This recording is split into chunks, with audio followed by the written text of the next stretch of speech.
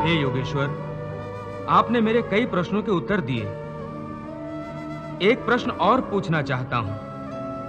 सुना है कि मृत्यु के समय मनुष्य को बड़ा कष्ट उठाना पड़ता है, चाहे वो मृत्यु युद्ध भूमि पर किसी शस्त्र के घातक घाव के कारण हो या अपने आप आए। क्या मृत्यु को आसान बनाने का कोई तरीका नहीं है? हे अर्जुन, प्रश्न मृत्यु को आसान बनाने का नहीं है, बल्कि जीवन मृत्यु के चक्र से निकलकर मोक्ष प्राप्त करने का है।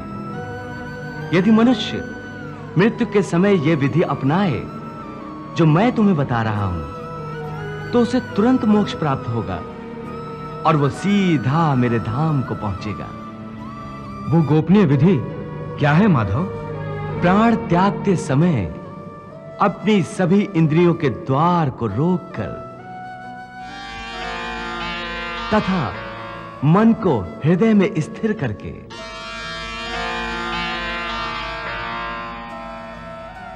और प्राण को मस्तिष्क में स्थापित करके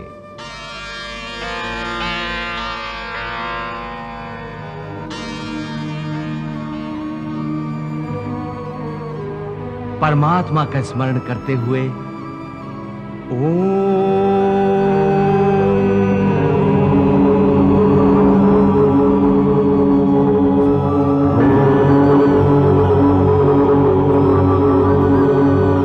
मंत्र का उच्चारण करे तो वो मनुष्य जीवन भर कितना ही पापी क्यों न रहा हो, उसे मोक्ष अवश्य प्राप्त हो जाएगा। हे भोलेनाथ, प्रभु श्री कृष्ण कह रहे हैं कि मृत्यु के समय ओम शब्द के उच्चारण से पापी मनुष्य की आत्मा को भी मुक्ति मिल जाती है।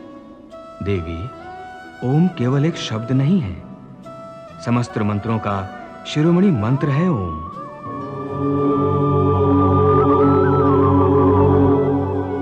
इसकी महिमा अनंत है। आध्यात्मिक साधना की सफलता का केंद्र बिंदु ओम है। सिद्धि प्राप्ति का सूत्र भी ओम है। ये वो कमंडल है जिससे सारा ज्ञान और सारी सृष्टियां उत्पन्न हुई हैं। ओम की साधना ज्ञान और भक्ति के मार्ग को प्रकाशित कर देती है और अपने जीवन में ओम का उच्चारण करते रहने वाले प्राणी को सुख, समृद्धि, वैभव और वैराग्य प्राप्त होता है। प्रभु, ये बात तो मनुष्य के जीवन के संबंध में है, परंतु उसकी मृत्यु के समय ओम के उच्चारण का इतना महत्व क्यों है कि पापी मनुष्य के शरीर को शुद्धि और आत्मा को मुक्ति प्राप्त हो जाती है? देवी, मनुष्य के शरीर को ब्रह्मपुर कहा गया है।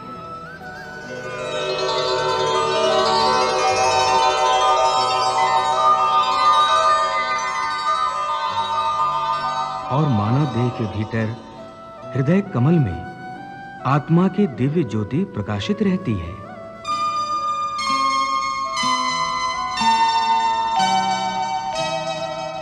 मृत्यु के समय जब मनुष्य ओम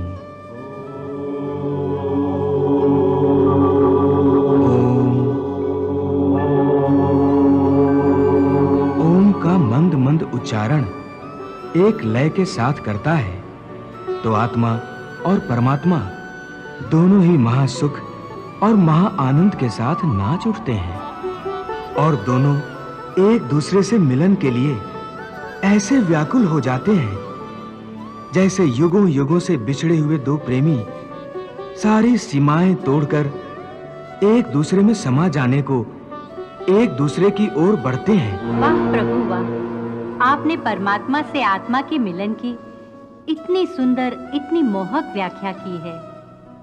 देवी, मानव शरीर को प्रभु ने मुक्ति का द्वार कहा है, परंतु मनुष्य इसके महत्व को समझ नहीं पाता।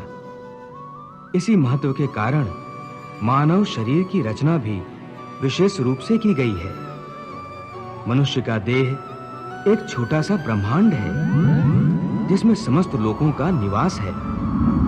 ब्रह्मरंध्र ब्रह्मलोक का प्रतीक है। मानव शरीर में तीनों लोग कैसे समा गए हैं प्रभु? मनुष्य के शरीर में पैरों से नाभि तक भूलोक है।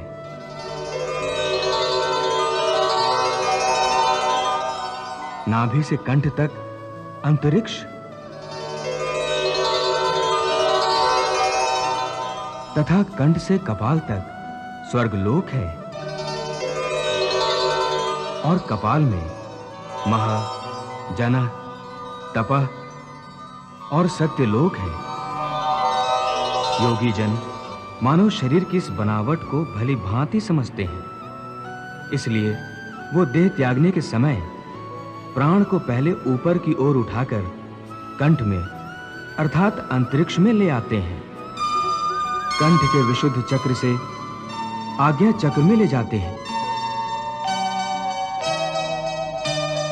और यहां से कपाल में सहस्रार में स्थापित करके ब्रह्मरंध्र के द्वारा ही अपने प्राण शरीर से निकाल देते हैं।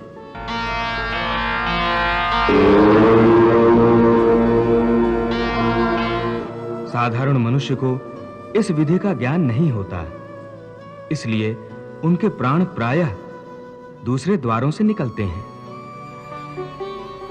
हे केशव, तुमने मेरे मन में ज्ञान की ज्योत जलाकर अज्ञान के अंधकार को नष्ट कर दिया है। मेरे मन से मोह और भ्रम के सारे पर्दे उठ गए हैं। अब मैं अपने आप को तुम्हारी हर आज्ञा के अधीन करता हूं। हे अर्जुन, तुम्हारे मुंह से ये बात सुनकर मुझे परम संतोष हुआ है।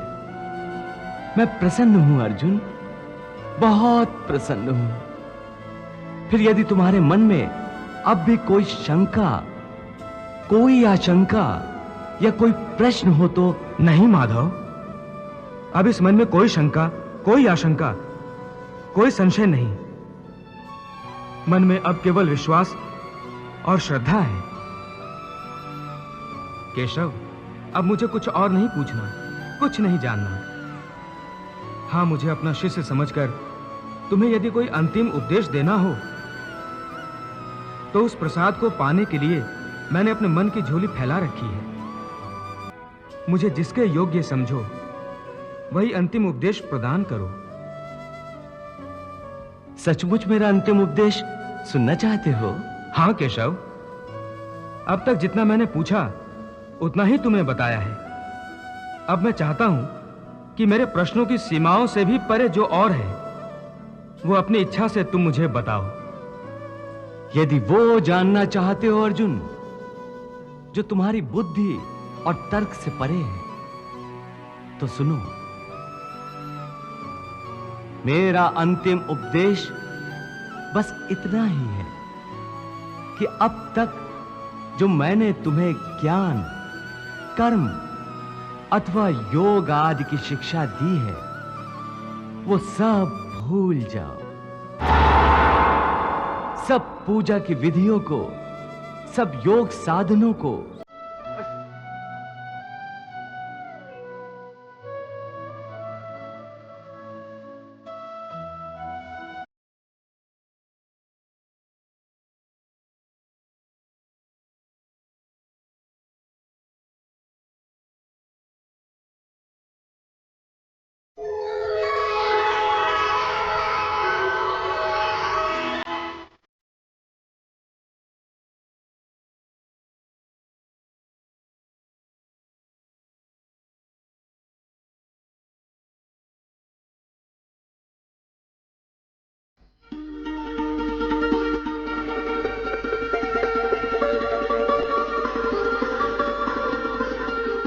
हे अर्जुन,